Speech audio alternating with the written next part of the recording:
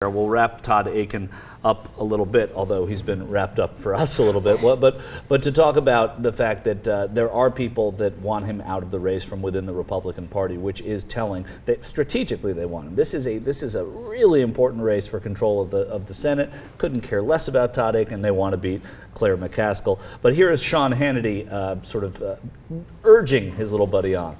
If you're going to ask me if there's a double standard for conservatives versus their liberal counterparts, I mean, just look at what Vice President Joe Biden said last week. Just look at the numerous things that have been said about Governor Romney, this ad that accuses him of being a murderer. And that is, so I guess what I'm saying is, yeah, there's a double standard. Absolutely. Is it unfair? Absolutely. Do I think you're sincere in your apology? I bet you are. Do I think you misspoke? And yeah, I think you did. And am I willing to let people misspeak? I've always said about everybody that everybody ought to be allowed to revise and extend their remarks. I don't believe in boycotts. I don't believe in shutting people down. I believe in accepting people's apologies. The left doesn't accept them, though. And why do I imagine in the next 79 days that the issue in Missouri is going to be these words regurgitated again and again and again? And I personally, I think it could be harmful to the whole party, to the whole state, to the whole idea of capturing the Senate, to the whole idea of Mitt Romney doing well in a state he has to win.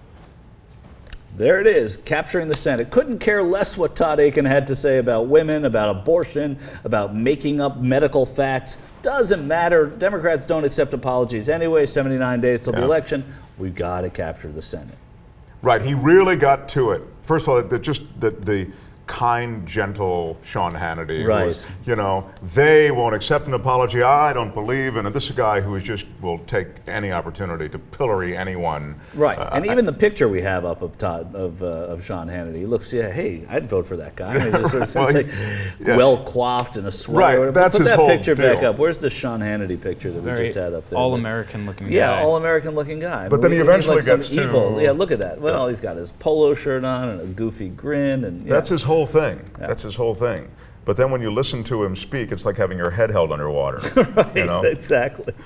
But again, it's all back to that. The National Review finally saying something about him. They're calling for him, Akin, to exit the race. Very conservative magazine. People who make such remarks on television are typically capable of making more like them, or rather incapable of exercising the judgment to refrain.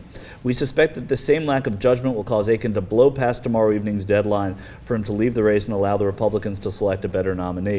We hope the congressman who surely wants to see a Senate with as much conservative strength as possible next year will prove us wrong. It's all about the Senate. It's not about saying, oh, but this guy did a terrible thing, said a terrible thing. Right. Also, rape is bad. Right, and also, that's right. By the way, we care about women. Right, we care about we care about women. We care about. I mean, that's the thing.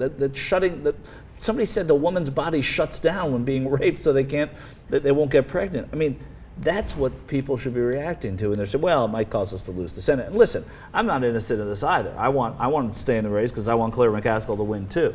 But the first stop I make, and the first stop so many of us make, is the stop at, all right, this was a crazy thing to say, not, oh, what's this going to do to our Senate chances?